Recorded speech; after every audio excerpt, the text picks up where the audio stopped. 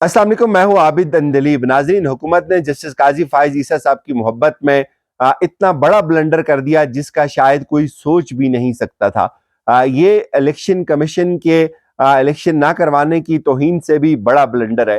हुकूमत ने क्या किया, सुप्रीम कोर्ट ने जिस ऑर्डर को, जिस एक्ट को मुअत्तल किया था, आज उसको कानूनी शक्ल दे दी है। ये मामला किस तरफ जा रहा है, इस बिल की अब कानूनी हैसियत क्या है, जो माहिर आइन और कानून है वो इसके ऊपर क्या कहते हैं, और सबसे अहम होगा चीफ जस्टिस उमर अता बंदयाल साहब का मौक़िफ़ इस बिल के ऊपर। आपको याद होगा कुछ दिन पहले हुकूमत को जब बहुत पे दर पे मुश्किलात का सामना था, इनकी हर मुआज के ऊपर सुबकी हो रही थी, तो इन्होंने उमर अता बंदयाल साहब को नीचा दिखाने के लिए एक प्रपोज्ड एक्ट लॉन्च किया, जिसके मुताबिक सुप्रीम कोर्ट के जो पार्स थे उनको ख़त्म करने की कोशिश की गई।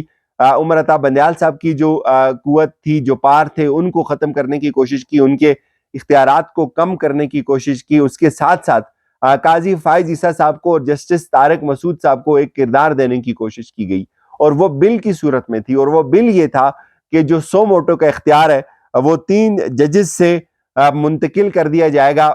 एक जज से मुंतकिल होगा, 3 जजेस के दरमियान चीफ जस्टिस की इख्तियारात को कर्टेल करना था।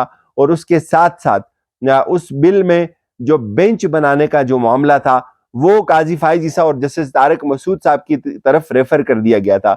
यानी कि चीफ जस्टिस के पास बिल बनाने का इख्तियार नहीं होगा, बेंच बनाने का, और बेंच 3 मुअज़्ज़ज़ जो जज होंगे सीनियर तरीन, वो बैठकर बेंच बनाएंगे। और इसको नाम दिया गया था supreme court practice and procedure bill 2023। अब हुआ ये, आपको पता है कि समी इब्राहिम साहब ने भी इसको चैलेंज किया, चौधरी गुलाम मोहम्मद है जो उन्होंने इसको चैलेंज किया, उसके साथ कुछ और 2 वकला थे, उन्होंने इस बिल को चैलेंज किया, और वो ये मामला सुप्रीम कोर्ट ने इसको टेकअप कर लिया। और सुप्रीम कोर्ट ने जब इसको टेकअप किया तो हुआ ये कि सुप्रीम कोर्ट ने इसको जो 8 मेंबर बेंच बना सुप्रीम कोर्ट का, उस 8 मेंबर बेंच में उमर अता बंदयाल साहब ने वाजे कर दिया कि ये जो कानून है इसको ता हुक्म सानी सस्पेंड किया जाता है। और 8 मेंबर बेंच के सामने इम्तियाज कुरैशी ने दलाइल दिए। इम्तियाज कुरैशी वो वकील हैं, आपको याद होगा जब अदम एतमाद आई थी और स्पीकर रूलिंग केस था, उसमें उन्होंने इमरान खान का बहुत जबरदस्त दिफा किया था, और उन्होंने तकरीबन 1 घंटा 22 मिनट के दलाइल दिए।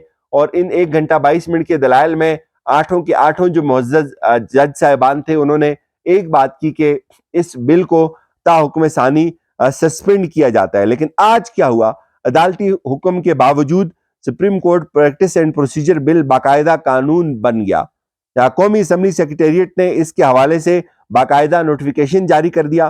कौमी असम्बली सेक्रेटेरिएट ने अदालती इस्लाहत से मुतल्लिक bill supreme court practice and procedure के बाकायदा कानून बन जाने के मुतल्लिक नोटिफिकेशन जारी करते हुए गजट नोटिफिकेशन की हिदायत कर दी। और मामला गजट नोटिफिकेशन की हिदायत से ये मुराद है कि उन्होंने जो प्रिंटिंग की जो कारपोरेशन है उसको ये मामला भेज दिया, और ये कहा कि आज से ये जो मामला है, आज से ये जो कानून है, ये नाफिजुल अमल है। और वाज़े रहे कि 10 अप्रैल को पार्लियामेंट के मुश्तरका इजलास में कसरत राय से तरमीम की 7 मंजूरी के बाद 11 अप्रैल को ये जो बिल था ये सदर पाकिस्तान को भेजा गया था।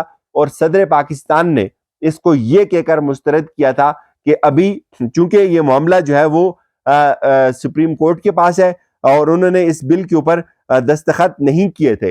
लेकिन आपको पता है कि जब सदर इस तरह की कानून साजी में, ये सबसे घटिया तरीन शक्ल होती है कानून साजी की, जब आप इस तरह का एक्ट मंजूर करवाते हैं। और ये सबको पता है कि ये बदनीति के ऊपर मबनी था, सुप्रीम कोर्ट की पावर्स को कम करना, चीफ जस्टिस उमर अता बंदयाल को नीचा दिखाना, और काजी फाइज ईसा साहब की मोहब्बत में उनकी मर्जी के बेंचेस बनवाना। और आपको पता है बेंच बनवाने के ऊपर एतराज काजी साहब को होता था। काजी साहब ये खतूत लिखते थे कि बेंच जो है वो इस तरह से बन रहे हैं, हमें पता नहीं होता, हमारे बेंच तब्दील हो जाते हैं। ये भी आपको पता होगा कि एक इंटरेस्टिंग वाकया भी हुआ था कोर्ट रूम के अंदर, और फिर उन्होंने रजिस्ट्रार को बुलाया था। तो अब ये उन्होंने कर दिया, और अब जब 10 दिन सदर दस्तखत नहीं करते तो वो कानून बन जाता है। लेकिन इस दौरान ये मामला सुप्रीम कोर्ट में टेकअप हुआ था, और सुप्रीम कोर्ट ने जब ये मामला टेकअप हुआ तो 8 जजेस जो थे उन्होंने इसके ऊपर तहरीरी हुक्मनामा जारी किया था। और उन्होंने क्या कहा था, उन्होंने कहा था कि बादियों नजर में अदलिया की आज़ादी और अंदरूनी मामलात में मुदाखलत है ये बिल। ये चीज़ डिस्कस हुई थी कि सुप्रीम कोर्ट जो रूल बनाएगी वो अपने रूल ये खुद बनाएगी, पार्लियामेंट अपने लिए खुद रूल बनाती है, پارلیمنٹ کے جو پروسیجر کے مسائل ہیں ان میں سپریم کورٹ انٹروین نہیں کرتی. تو اس میں پھر انہوں نے یہ بھی کہا کہ بل قانون کا حصہ بنتے ہی عدلیہ کی آزادی میں مداخلت شروع ہو جائے گی. بل پر عبوری حکم کے ذریعے عمل درآمد روکنے کے سوا کوئی چارہ نہیں.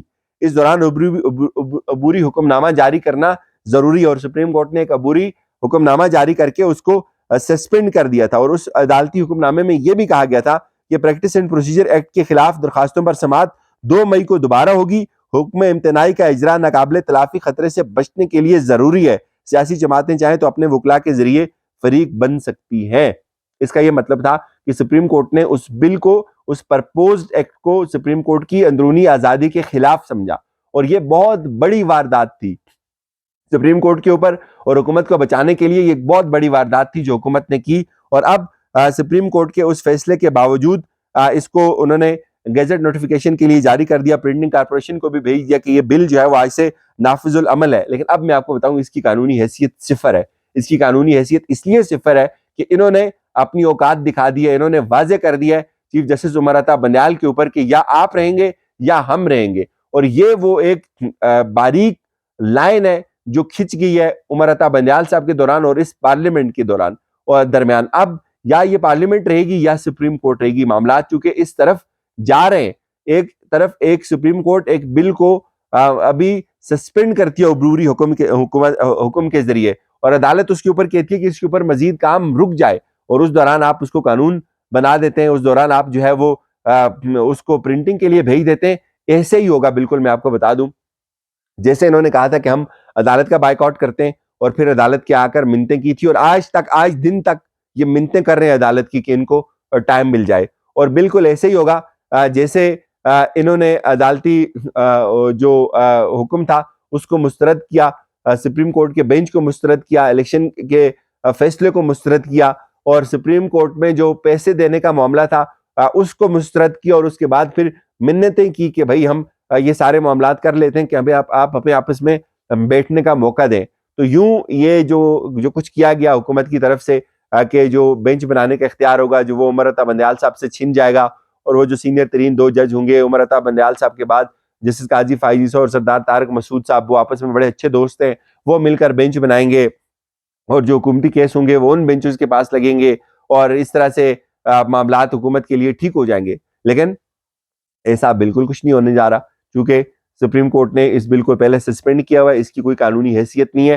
اس حکومت نے یہ بل کے اوپر یہ شرارت کر کے اپنی تابوت میں جو ہے وہ ایک اور کیل ٹھونکا ہے. مجھے لگتا ہے یہ آخری کیل ثابت ہونے جا رہا ہے, چونکہ اب انف از انف, یا آپ رہیں گے یا ہم رہیں گے. یہ نہیں ہو سکتا کہ آپ ایک الگ سپریم کورٹ بنانے کی کوشش کریں, اور یہ جو بل تھا یہ بالکل ایک دوسری سپریم کورٹ بنانے کی ایک کوشش تھی. ایک طرف عمر عطا بندیال اپنے ججز کو لے کے بیٹھ جائیں, دوسری طرف فائز عیسی اور سردار طارق مسعود صاحب اپنے ججز کو لے کر بیٹھ جائیں, تو یہ عدالت اس کو کبھی بھی قبول نہیں کرے گی. میرے خیال میں یہ ایک بہت بڑا بلنڈر ہو گیا اس حکومت سے. آنے والے دنوں میں یہ چیز اور واضح ہو جائے گی. مجھے اجازت دیجیے, اپنا خیال رکھیے گا. خدا حافظ.